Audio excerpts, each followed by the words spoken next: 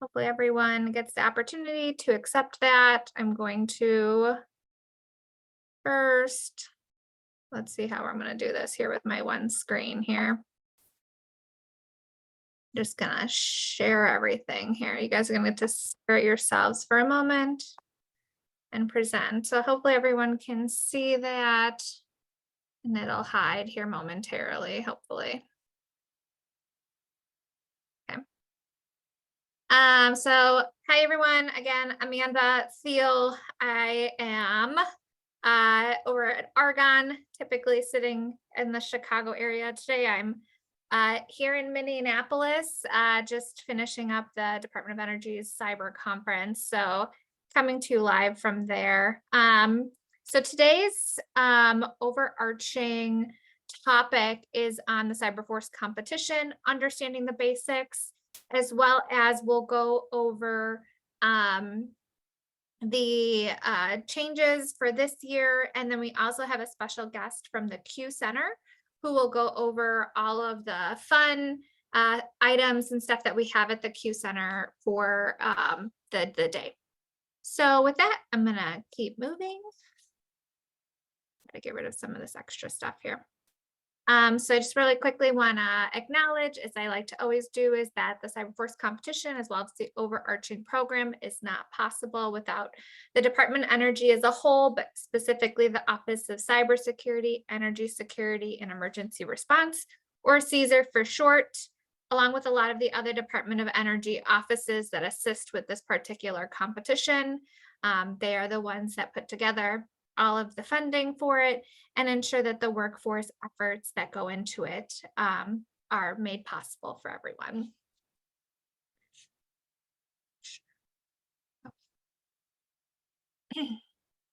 So to just get started for everyone that's brand new. So I know some of you are brand new and I'm super excited to have you a part of this.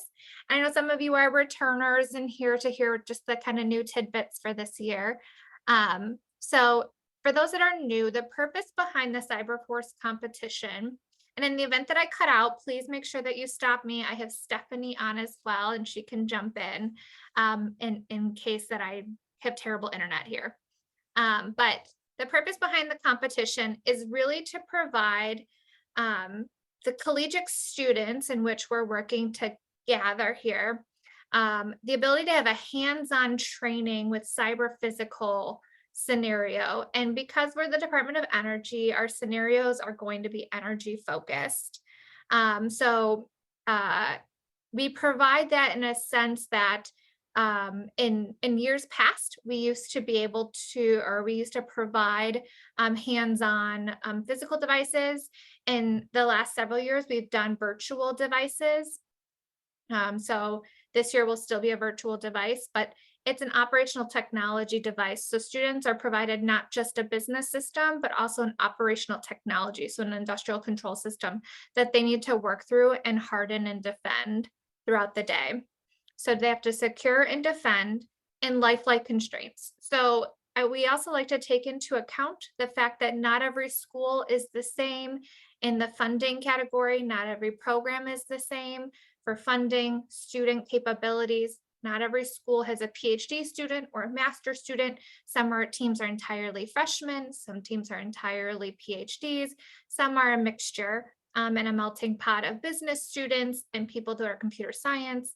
So everyone has a basis, and typically it's provided at a low cost, no cost, or it has to be openly available to everyone at a .edu. And when I say low cost, that means that's something that's provided by us at the competition. It doesn't mean that you guys are providing out any sort of funding. In addition, we provide tasks throughout the day. You have to keep your systems up and running for actual end users. So we have volunteers throughout the day that are trying to actually utilize your systems. And then we have continual emerging threats that occur throughout the day. So you can't just, make your system really great and then have no one use it. It's got to be able to be utilized, and we continually bring in things throughout the day. Obviously, the goal of the whole overall competition is really to build the pipeline of qualified candidates for these crucial roles in the OT, the operational technology arena, specifically in the energy sector, our national laboratories where I'm at, and in industry. Again, it's open to everyone and anyone, but we really are hoping that you'll gain some interest in these particular areas through utilizing this competition or the overall program. And Lan, to your comment, yes, we can send out copies of the slides. So some quick understanding of background. So if you've ever done a different, we'll call red blue competition, like a CCDC or a cyber defense competition, it's similar but not the same. So the background in a communication structure is seen here. So in a color code scheme, college students in the team aspect are the blue team. So you're the defenders. So throughout the day, it's an 8-hour physical attack day. And I'll go over kind of what I mean by that in a couple more slides, but you're the blue team. For our volunteers, we have the red attackers for more technical folks who are interested in participating and being the attackers. We do something a little bit different on the attacking side. Besides just doing a regular pen testing and trying to get into the systems, we also add in kind of an educational component where besides just taking over machines and having blue teams and collegiate students trying to figure out what happened, we kind of run through a playbook with them of saying, now, how could we fix that? Obviously, we want to have them learn, how do we fix problems? That's the whole purpose behind this. We have our other volunteer category. I'm going to skip one, is to the green team. Those are our users. We consider those our non-technical folks. So people who maybe don't have as much cybersecurity background or pen testing background in with them. Or you just don't have a ton of time for volunteering on a Saturday. We have that kind of opportunity to have them be a part of the day. You'll be testing the students' web pages to ensure that they have quality assurance and quality control, as well as that services are up and running and able to be utilized. The one I jumped over is the white team, which is the administrators of the competition. That's us at the national laboratories that are actually putting it on. So we're the ones that are ensuring that everything's up and running. If something's wrong, we're the ones that you go to at the end of the day. And that's really for any of the colors on this schematic. And then we changed it from what it used to be called, but the orange team is our C-suite. And that's still volunteers. It's also the national labs as well. And that's what's slightly different than in other competitions is we're kind of a holistic competition. And I know some college students cringe and some students really love it. We like to take into account the soft skills that you're going to have to come into contact with when you reach your future career. You're going to have to understand how to write. And so we have a writing portion within the competition that's a pre-competition requirement. We have a pre-competition communication, which is a speaking engagement, which is a video that you pre-record with your team. And so I know some people are probably cringing already hearing that, but understand that those are things that we all have to do in our jobs on a daily basis of understanding how do we speak to certain people, whether it be technical or non-technical, and how do we ensure that we're writing to the appropriate audience, whether that's security documentation or making sure that we're documenting what we're doing so that if we were to leave our job or change our role, that the next person could pick up what we're doing and kind of follow through. So just a quick historical view of where we've been. This is going to run super fast, but the CyberForce competition started in 2016 under just a cyber defense name. And we've run it for the last several years. This year, I believe, if I do my math correctly, is our 9th year. So that's not how it works in the years category, but we ran 2 in 2018 when we moved from the springtime to the fall. So I'm really big on colors. So the colors that you see on the map are designated when that state started in the competition. So if it's a light gray, which I know, I'm sorry, some of these look might be a little bit difficult, but there's only a few states in there. It means that that state has not participated yet. So there's only, I believe, 6, if I know how to count correctly, that have not yet participated in the CyberForce competition. So those are my goal states this year. And then we also have Puerto Rico that has participated since 2018. So we've hit a pretty vast majority, but we always love having schools come back over and over again. So I touched briefly in the beginning on the scenarios, and I just kind of want to highlight some of the past scenarios that we've had. So I mentioned every year we do an energy driven scenario. So again, that's electricity. We've done water and electricity, natural gas, oil and high performance computing. We've done solar and substations. We've done wind, hydropower. Last year was solar and energy storage. This year, the scenario will be on distribution of energy.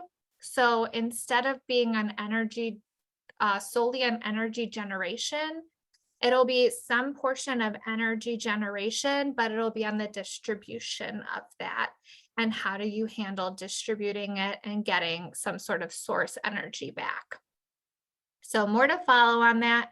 But so you'll actually have to be kind of working with one another as teams to ensure that you're getting and receiving energy throughout the day.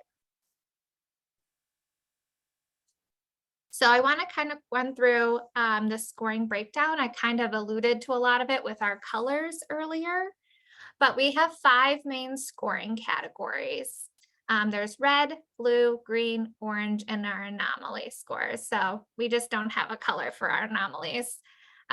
So red team, there's exploitability of their vulnerabilities and the vulnerabilities introduced in our buildouts. The blue team is your service uptime. The green team is your usability or your QA, QC, your quality assurance and your quality control.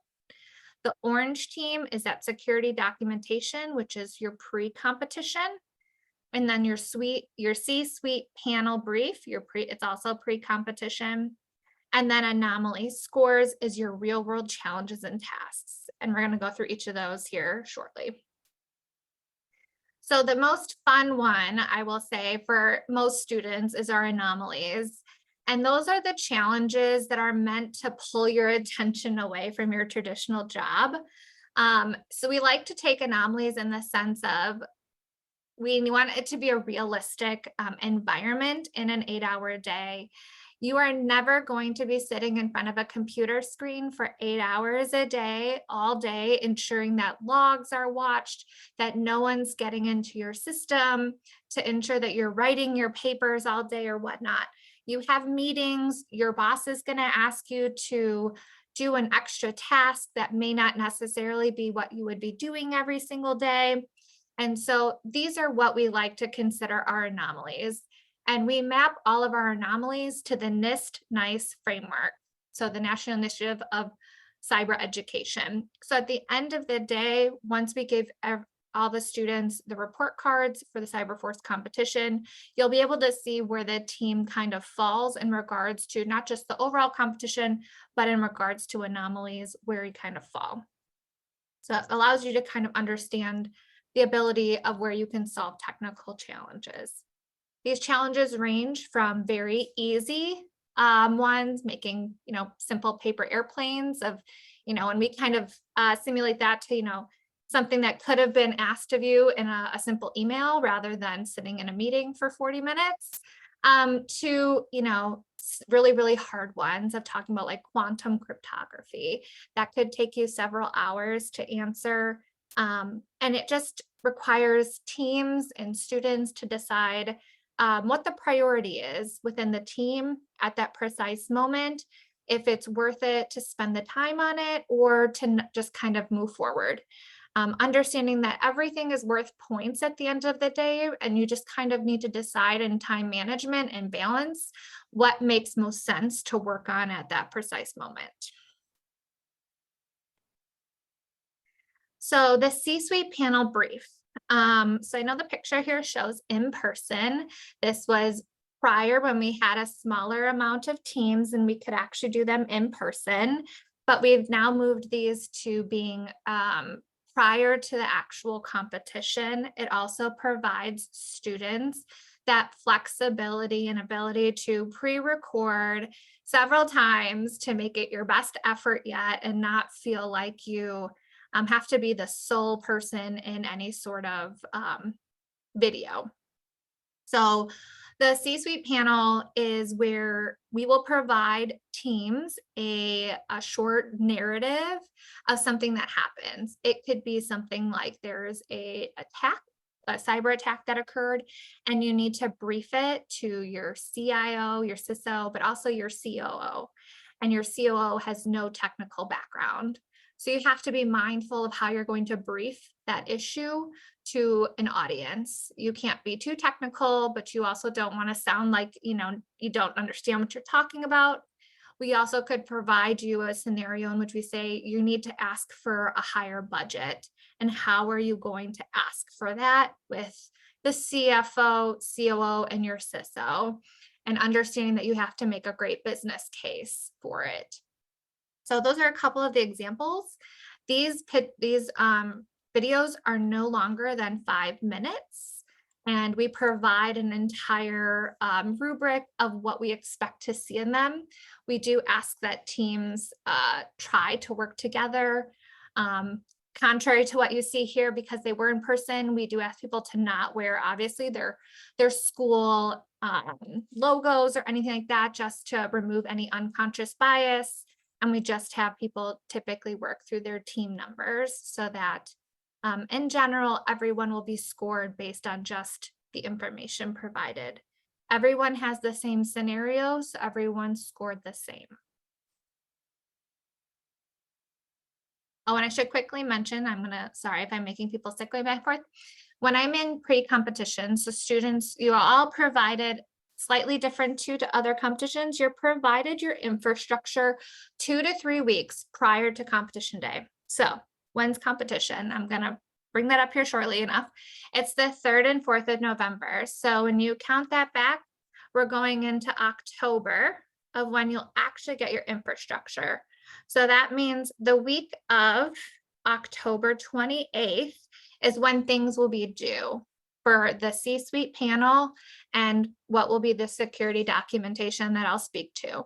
So you get about 2 weeks to complete that information, and it doesn't require much uplift since most of the stuff that is really not required for you to stare too much at the actual infrastructure, and it's mostly on, just making a business pitch or explaining from a scenario. So this is our green team scoring, which is our quality assurance this year. So again, the old saying is, your most secure machine is turned off and buried 6 feet under the ground.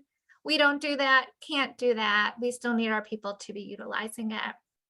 But this year's green team score will be based on quality assurance and quality control. So for those that have participated in years past, we've done various different ways of doing our green team score. This year, we're going to be doing quality assurance and quality control. So you, as a blue teamer, will be provided a broken and dysfunctional web page or website, and the instructions that the green team, which again are random people in the world. So that could be your mom, your dad, your grandma, your grandpa, your brother, your sister, your best friend, whomever, will be following a particular set of instructions, and we will be giving you those instructions and utilizing those instructions that we're going to be giving them. You as a blue team will need to fix and make that web page and website accurate in order to receive full points from each of those scoring members. So when I mention a dysfunctional web page, we will be telling them, on the top right corner, the CyberForce Competition logo should be clickable and should send you to the CyberForce Competition website. That's not a real thing, but that might be one of their instructions. Now, if you go to your website and it doesn't have that logo or doesn't get you to the website, you need to be the team that fixes that so that when someone tests, they can actually get there. Documentation, everyone's next favorite thing. Again, pre-competition, the goal of this is really to make you a holistic defender. Um, it's really to document, what have you been doing? What did you find? What did you edit? What did you do? And also, quite honestly, it's to ensure that everyone is abiding by the rules. So as much as everyone dislikes this, we like to make sure that everyone continues to play in a fair playing field. So we want everyone to understand that what you're building and defending and ensuring that others can quickly pick up where you left off. This is again done prior to the competition, and you really only have to look at a portion of your infrastructure, as some of it is something that we like to consider hands off. So you will be acquiring portions of your infrastructure on day of, and so you don't even have to write in regards to that pieces of infrastructure ahead of time.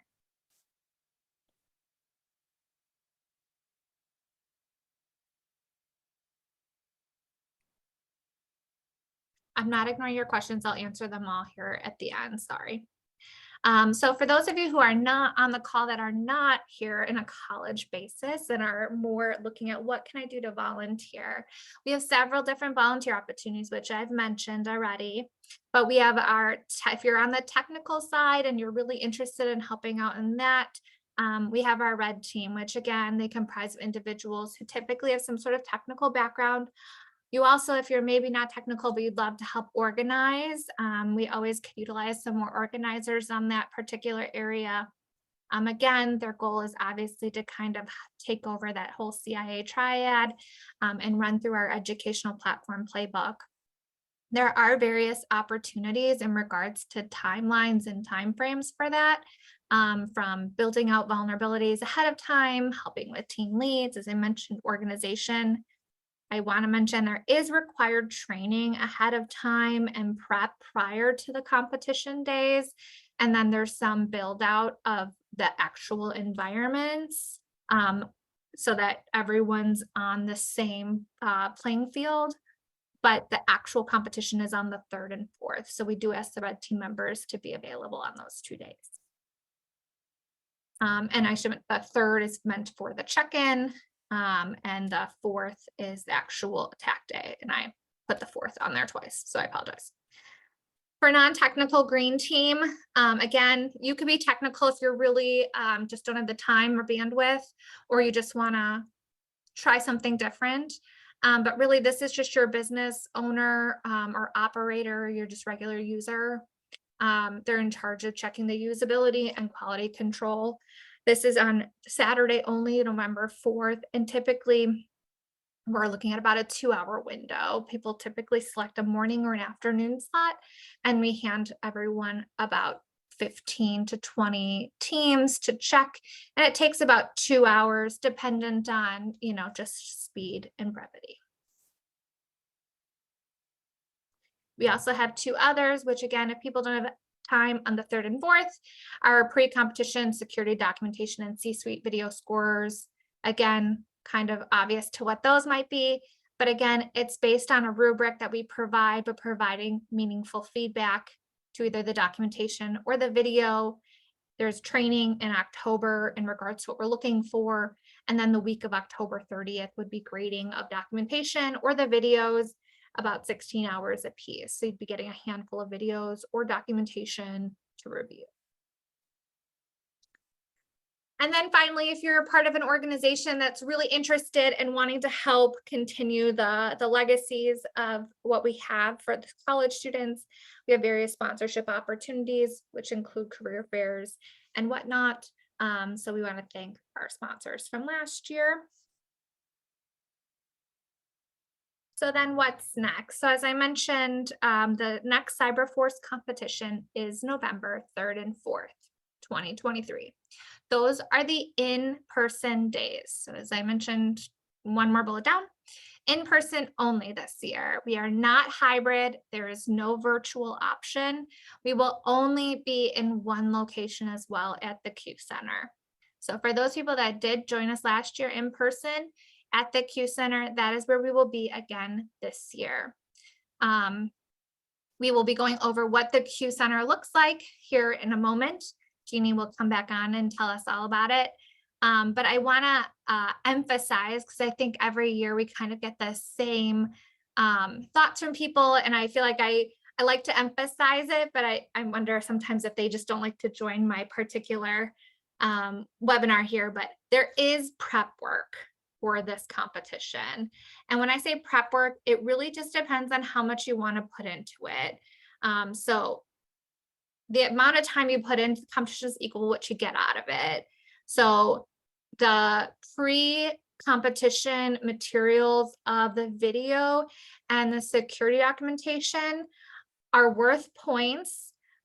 They're not a drastic percentage of, like, you would be in no means to be able to get anywhere near a top spot, but they are going to be required if you want to be in those top spots.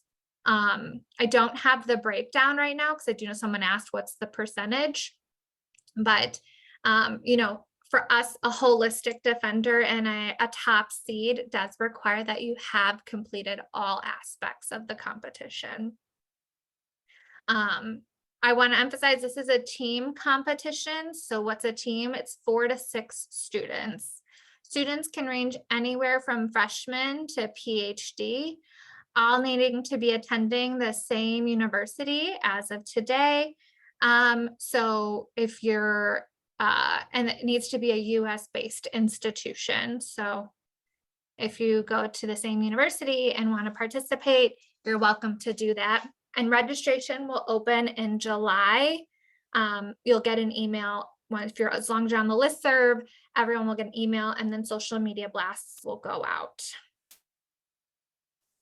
I want to make one slight change or talk out quickly about registration. I'll hand it to Jeannie here, and I will also answer questions at the end on everything I'm sure everyone has questions on. So if you have registered in the past, or if you're new, I just want to talk to a very quick change to registration this year.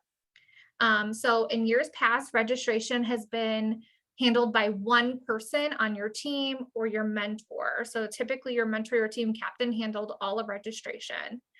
This year, the mentor team captain will only be inputting your team demographics and their information. They'll acknowledge their eligibility, which means that they're eligible to participate.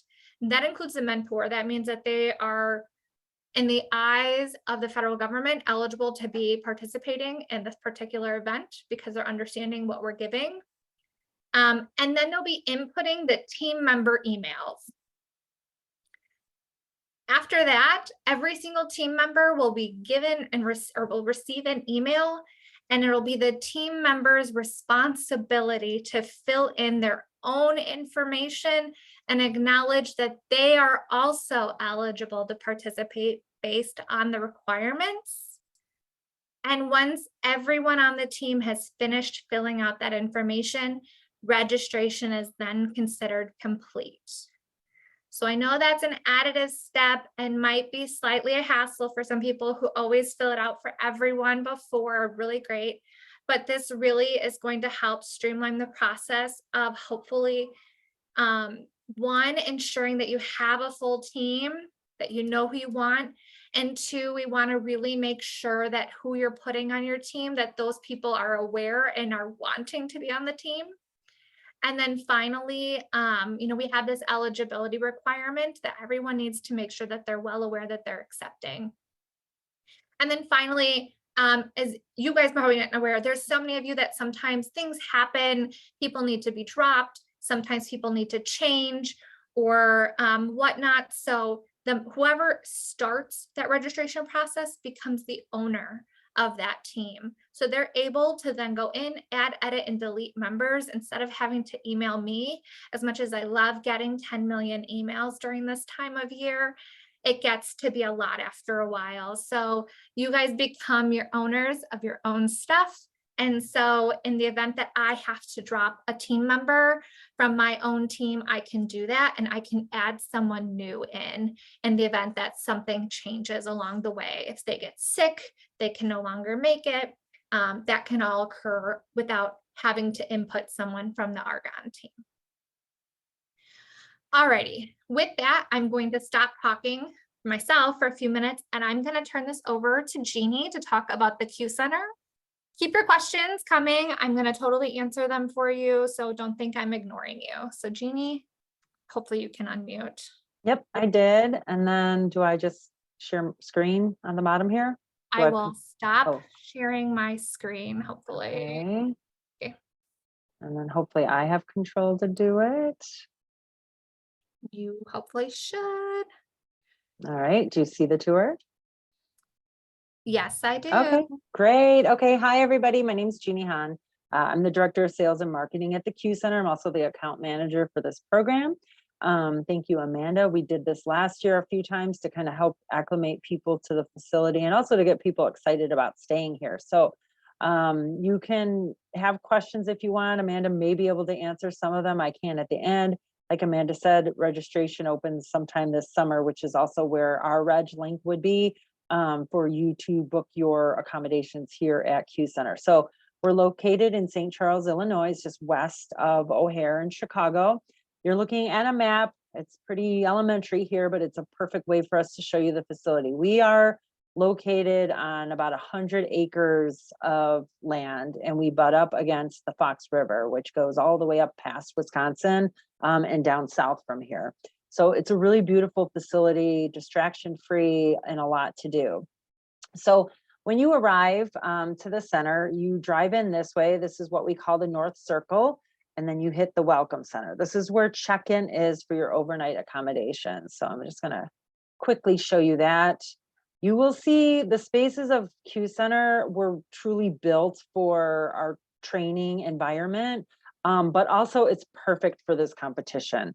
All of our spaces, even including the lobby area here, are really set to accommodate collaboration. The technology is state of the art here. Our bandwidth is exceptional. So this area you see here, there's a lot of this throughout the property. Places to sit, plug in, meet with your teams in private or not. So we have spaces like this throughout the entire property, and it's a very large property. So when you arrive, this is where you will check in at the front desk. They'll get you your key, get you set up. In the fall, you may see up here all of our bikes lined up. When you stay here, there's a lot that's included in your package, including bikes with helmets. You can take these bikes to downtown St. Charles. You can ride them along just the paths around the center or even down to the Fox River, go up and down. It's really great. We also have sports fields around the entire property. All those athletic things that you need, the balls, the Frisbees are usually right up here. You just check them out. We have Frisbee golf. We have 6 sand volleyball courts, multiple basketball courts, softball. Like I said, Frisbee golf, we have a putt. So there's a lot to do. If you have a little bit of downtime and you want to de-stress, you can just go to the front desk and get that equipment. Around the corner here is our market. If you forgot anything, you go there, buy it. There's snacks, you know, grab and go kind of food, any toiletries, you know, potato chips, Mountain Dew, anything you need, we've got it there. Red Bull. Okay, so that's our welcome center. Our fitness center is located right here. It is open 24/7. This is just part of the land. It scopes out much farther, and the river is right over here. So we're gonna start taking a look at the guest rooms. Our guest rooms are in A building, B building, C, and Q. We have 3 types of rooms. We do not have any share with rooms. We did back in the day, we got rid of those because we thought most people would prefer to have their own room. It's still at a good price point that you can afford. And those are our standard rooms. Some people reform to them as dorm style. They have twin beds, but the nice thing about these, you have your own private area. You're not sharing. You have your own restroom, your own vanity. They're well appointed. Every single room in the entire building has gorgeous views. Like I said, we're surrounded by nature. You've got your desk workspace, your vanity. Down below here is your coffee station, closet, and then through here is your restroom. These are the standard room types, okay? This is the best price point if you're looking to save. Next up are our executive room types. This is more what you would see at a standard hotel, where it has your bed, your desk station, little sitting area, nightstand. Again, The vanities in the inside of the bathroom. Out here, you have your dresser, refrigeration, coffee station. Over here is your closet. And then this will give you a look at what the bathroom looks like. It's just a standard bathroom. And then there's your countertop. And lastly, I'll breeze through this one. This is our suites for an upgraded. It's essentially a guest room with the living room quarters attached. So you've got a living room, a 2-person workstation, wet bar, refrigeration, and then around the corner here is your sleeping quarters and restroom space. So the nice thing about Q Center, and these are really the reasons why you want to stay here, is that the package is all inclusive. So when you book here, pretty much all of your meals and your snacks throughout the day are part of the package. So I like to compare it to, if you've ever been to an all-inclusive, that's essentially what it is, but obviously alcohol is not included. But we have snack stations throughout the whole property, and you can grab those whenever you're walking by. But the food and beverage operation is where our breakfast, lunch, and dinner is served. So I'm going to show you the dining room. This virtual tour is a little cut off just based on what we were able to film when we did this, but I'll speak to it a little bit. This is the outside area. This is the sitting area. We have 2 dining rooms. Your group is really in this dining room. It seats about 650. Around, there's a horseshoe shape of all of our buffets, and there's more buffets this way. So the great thing about when you book here is that we pretty much cater to everybody. So it's not so much like you go to a banquet and you can pick from chicken or steak or whatever. We have everything here. So you may want like a hot piece of chicken and rice and quinoa, something like that, or you just may want burgers, fries, pizza. You may want a salad, sandwich, soup. We have all of that. Same for breakfast. So the good thing is everything is marked. If you have any allergies, if you're dairy-free, nut-free, maybe you're on a paleo, keto, vegan, everything's marked, and there's something for everybody. You will not leave hungry. Our beverage stations are on either side. Those have all your juices, your sodas, your coffee, tea. We've got cups here or to-go cups. And then, of course, we have our dessert stations, which are also served either gluten-free, vegan, or just regular. And then our soft serve ice cream, which is everybody's favorite. It's there for lunch and dinner. It's vanilla, chocolate, swirl, and all the toppings. So this is our dining room area. We also have 2 kind of a la carte bar lounge spaces within the property. These are not included in the package, but I'm going to show them to you because it's definitely an area where people like to sit, maybe get something to drink, collaborate a little bit. This is our bistro bar. So you can come here, get something to drink, get a soda. Again, like everything else, we've got hookups for you. If you need them, every single area has plugins. Behind here is the brick oven. So if you did want to order something, you'd have to pay for it. It's out of pocket, but it's a lot of shareables like our brick oven pizzas and fries and things like that. And then outside this space this was filmed in the fall. It'll look kind of similar to this when you're here, is our courtyard space. I'm going to take you out there now. Just to get our bearings, I'm going to show you where we're at and what we've seen already. So if I spin around here, this is the north entrance, the north circle that I showed you. This is where you're going to come in to check in. The front desk is right here. Fitness center is over here. These are just part of the grounds. A building, B building, C building, and Q tower. All of your rooms will be in this area. The bistro bar that we were just in is here, and here's our beautiful courtyard. It's also a nice cut through. If it's right now, it's got the Adirondack chairs all over the place. The music's playing, the fountain's going, because it's almost summer and we've got everything kind of lit up, ready to go. This is more of that space. So our other facility that we have here is the Fox Bar. So the bistro was right here. We're going to go take a quick look at the Fox Bar right now. This is just down the stairs from the bistro. This is a great space as well. You can go get something to drink, soda, beer, what have you. The nice thing about this is there's a lot of different games and activities in here. If you are staying here, all of this is free to you to play with. So no quarters needed. We've got shuffleboard. We got pool tables, English darts, backgammon, chess. Here's the bar space. We serve pretty much everything local. We have about 12 breweries within a, I don't know, 2-mile radius. So we serve all of their beers here. Plenty of TVs.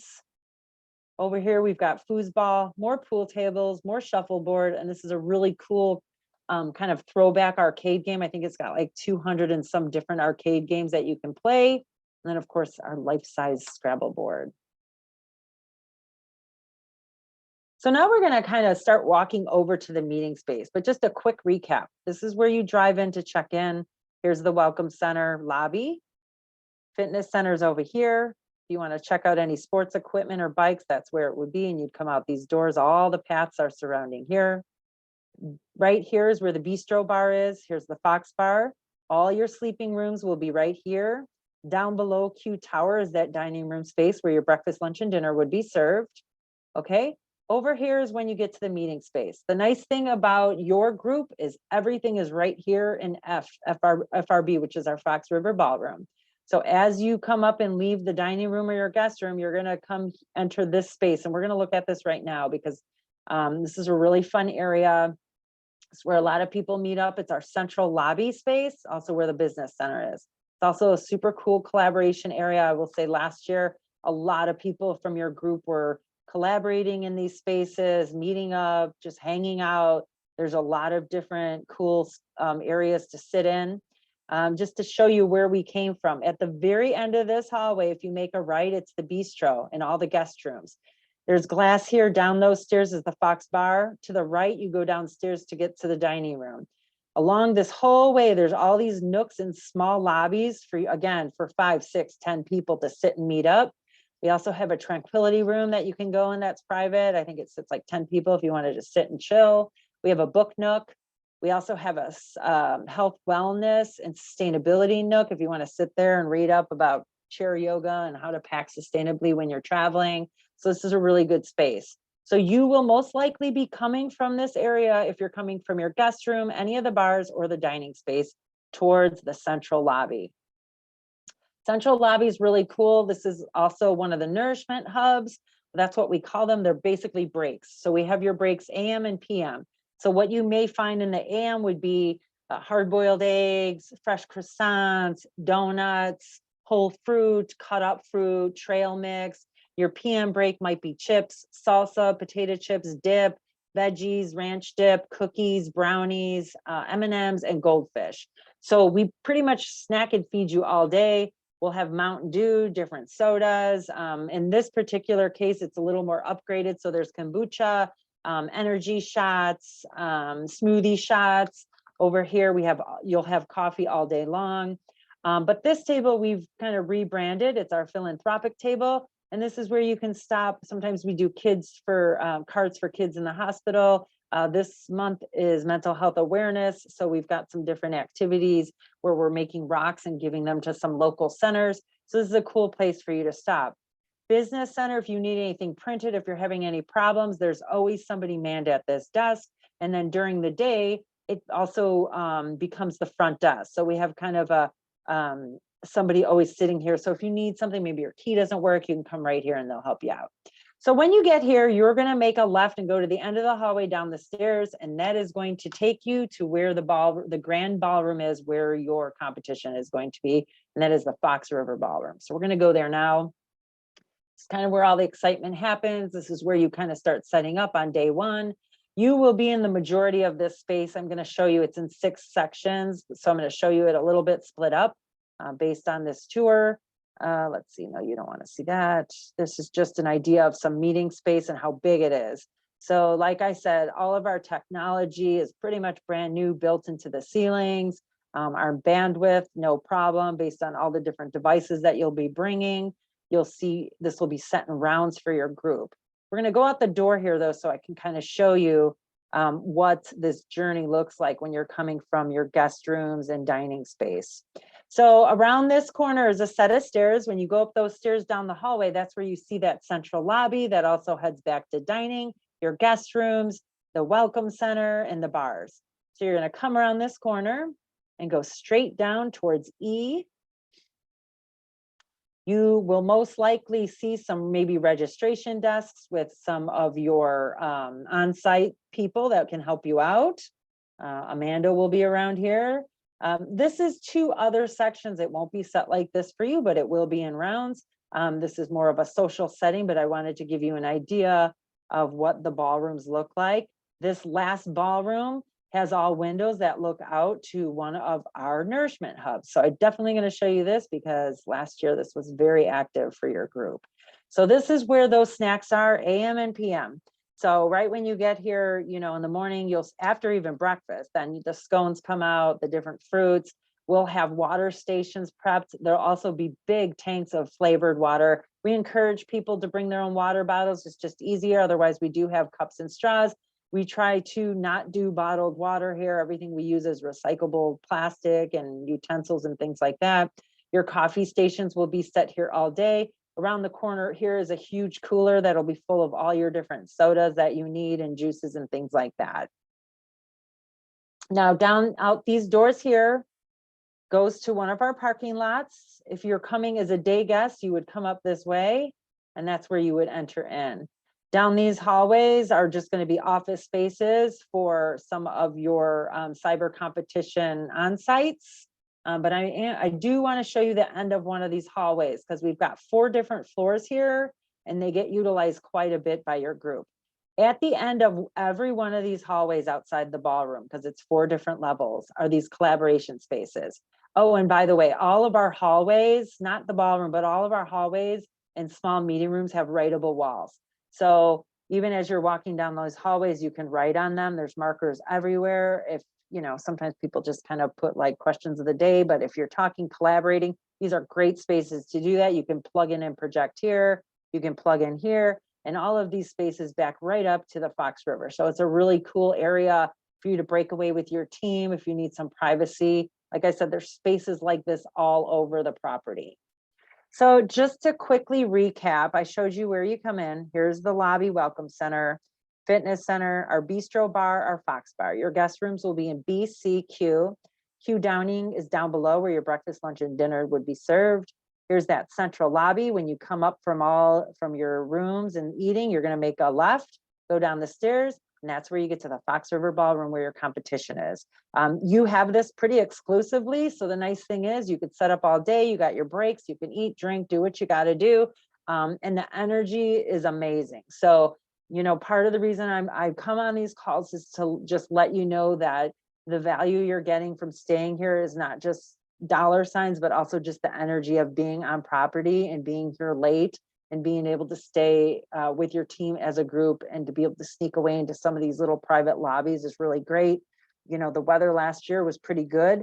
We've got seating areas all around the property too, with the Adirondack chairs, the benches, picnic tables around the pond. We've got this pavilion space. So I really encourage that because it really kind of helps keep you in that distraction-free environment during the competition.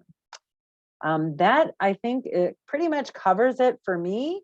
I didn't really see if there was any questions, Amanda. I think there's just one, and I think that we could probably answer that one for Okay. Karen offline. It's about Okay. rooms, but I think it's because we haven't really sent out links yet That's what I anyways. figured. So Yep. Okay. Karen will get back to you on that because there are. So I want to circle back. So first, thank you, Jeannie, for that. Sure. And I think based on what I heard from all the teams, and again, I've circled back with several that, you know, they thought the space was really great last year. And again, totally different vibe to be able to have teams come and collaborate and find rooms and then be able to talk and whatnot, then even being able to do that at the lab. So I thought it was an awesome space in general. Yeah. And it was, like I said, the people that I saw really early in the morning or late at night, I think that made a big difference being able to hang out. So, but I thank you for letting me come on, Amanda. I appreciate it. We welcome everybody here to stay. This is our year 2 with you, and it's a really great vibe, and we're excited to have you back. Of course. Alrighty, so I want to take a few minutes here and answer some of the questions that are here in the chat, but as well as some that came in earlier from the registration. So first and foremost, I probably should mention, just to clarify for people, when I said it was in-person only is for the student teams. So when I say that, I mean volunteers will still have a hybrid option. I know that seems slightly odd, but we do, the students are the main focus. And so we really want the students to have the opportunity to be together. And there's going to be several opportunities for the students to be able to interact with one another, to be able to interact with the national laboratories, and also to be able to interact with other sponsors that we have, which is why we are working to have that be in person for you all. Virtual/hybrid for students is just a little bit too much. So we're going to keep that all in person. Volunteers, you'll have that option when you register to decide whether you want to come in person, which we fully welcome and love for have our volunteers all back in person again, or if you wish to be virtual. So I think I answered the first one, which was, could we have a copy of the slides? Yes, I will send a copy of these slides. Colleen, I don't fully have the percentage broken out yet, but I can identify that for everyone later. Are there travel grants available? So we are currently working through still to identify how we can assist, but my first suggestion to everyone, if there's concern about whether or not your school can either fund itself or fund a team to come to the place, is if you haven't reached out to either whomever the department head or your president of your university and they still don't feel like they can help, my first suggestion is always reach out to your local utilities. They always want to help promote. And if you still feel like you're hitting a wall, please feel free to reach out to us. We don't per se have travel grants available, but we are more than open to helping get you in contact with local area folks that could potentially help you with getting grants or travel funding if that's something that is of need. So we're more than happy to be a resource. Matt, if you want to email Steph or I offline, we can figure out exactly if we can where you fall on the spectrum of graduation. Jennifer, can a college team have more than one team? Yes. So a college or university can register with more than one team.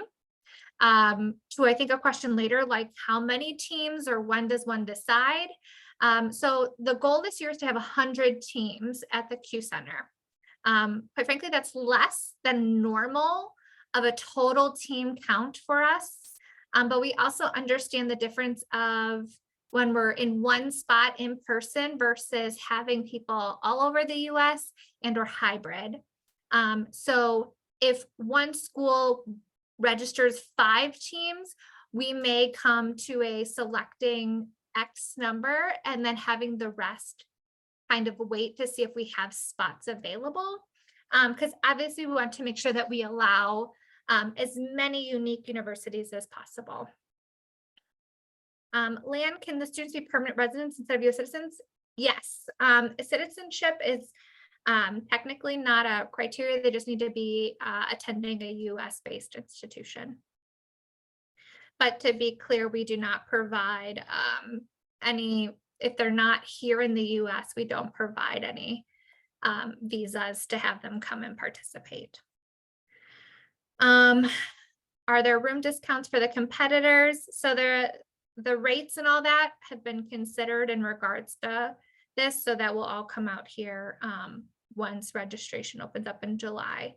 There will be a link that shows the rates. So I don't have that off the top of my brain, and I'm guessing Jeannie probably, oh, she's on, but we'll send it all out so that everyone has it all in one spot. I think I answered that one. So again, where's the competition placement? So Q Center is in St. Charles, Illinois. St. Charles, Illinois is about 30 to 40 minutes just outside of Chicago. Chicago has 2 main airports. You can fly in to Midway or O'Hare. You could have your flavor of airlines. If you like Southwest, Midway has an entire Southwest area. If you like United, American, Delta, or some other little airline, you have that. We also have Rockford, which is a small regional. We're close enough to Indiana. We are close enough to Wisconsin. So you have a lot of options if you're flying. We are a main central hub for a train station. So we've had states train in. You obviously can drive. So it's not far from really anywhere. Let me see here. What is the cost for a team? So it honestly, at the end of the day, the cost for a team is really just your travel at the end of the day to get there. There is no cost to actually participate. Food at the end of the day is covered by us as the competition staff. So as Jeannie had mentioned, we rent out the space. As part of that, the Department of Energy and the competition staff organizers, which are myself, Steph, and others from my team, we handle all the contracting. So we cover all of the food for everyone. I'm trying to make sure I don't miss. Jennifer, will competitors have to bring their own laptops to use, or will there be computers set up for your use? Students will want to bring their own computers with them. The only computers that are provided are to those that are volunteers. And I suggest that because you'll want to ensure that you have your own software and whatever is your flavor of choice. Otherwise, the computers we provide are very low grade, really something that's just browser compatible. But so most students just bring their computers that they like to utilize on a day-to-day basis. How would you register for singing competition? Registration opens, as I mentioned, in July. Registration will go out, or an email will go out in just the beginning of July before the holiday. And thanks, Jeannie. Yes, O'Hare now has Southwest as well. I forget that. It goes through the international terminal, so just be mindful of that. Can you share more details and requirements relative for the red team? Yes, we can. I will get you those and I will send that in a separate email out in regards to doing that. As I mentioned, we'll set out the cost per room for the Q Center as well. For volunteers, everything is open for volunteers as well in July, so you can register in July. Registration for everything will stay open through roughly September, and then that's mid-September, and then we'll close it down, and then everything will be finalized for that. And then I just want to make a clarification because I think some people may. The only location for this is here in St. Charles, Illinois. No other laboratories are participating. So they will be active, but they will be in St. Charles, Illinois at the Q Center. So if you're looking to volunteer or participate, the only location for students to participate in is at the Q Center. Or to volunteer, the only spot is at the Q Center or virtual. So there's no, like, if you participate at Pacific Northwest or at Idaho or at Oak Ridge, there's no laboratory that is hosting anything. Volunteers can be there for both days. You're more than welcome to be there for both days. Jennifer, is it possible to get room number cost before July? Those need to apply funding ahead of July? Yes, I can get those numbers for you here after we get off the call. Do the teams choose a color in advance or do they do all functions? So if you're applying as a college team, you would likely be applying as a blue team. Unless they are wanting to be the red team, then they would want to apply as a red, but then they're applying individually. But if they're applying as a team, you're applying as a blue team. All righty. I think I answered hopefully all those. Really quick, it is a few in here, and I understand I'm already past 7. So if you do need to drop, I totally understand. I do appreciate everyone's time tonight. So thank you so much in the first place. But there's a couple questions I do want to answer. So what are the best ways to prepare for the competition? That's a great question that came in earlier. We are working to get a kind of a small library put together of just some additive materials for students this year. So if, stay tuned for this. We're gonna try to get that moving here over the summer months for students to have. But another great option is we do have all of prior years' rules and procedures available for students on the CyberForce competition website. So that's cyberforce.energy.gov that they can take a look at. Think that answers that one. I went through all of the subjects.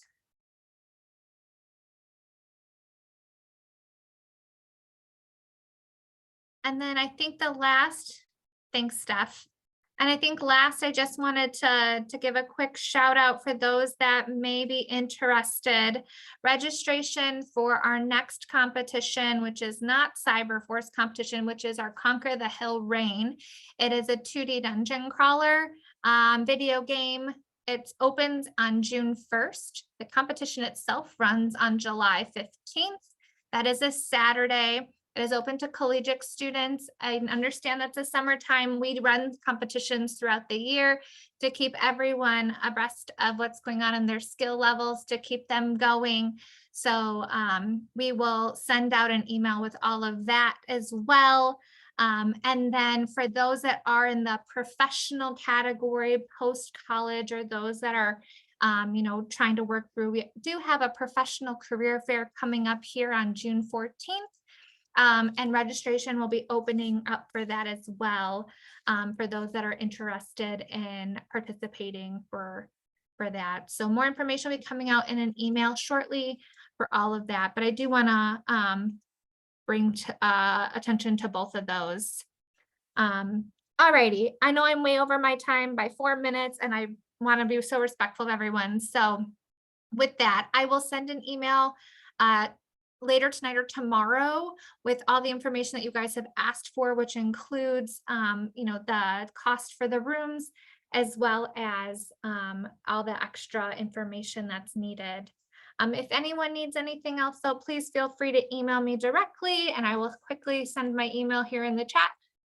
But otherwise, thank you all so much, and I hope you all have a great night. Thank you for joining.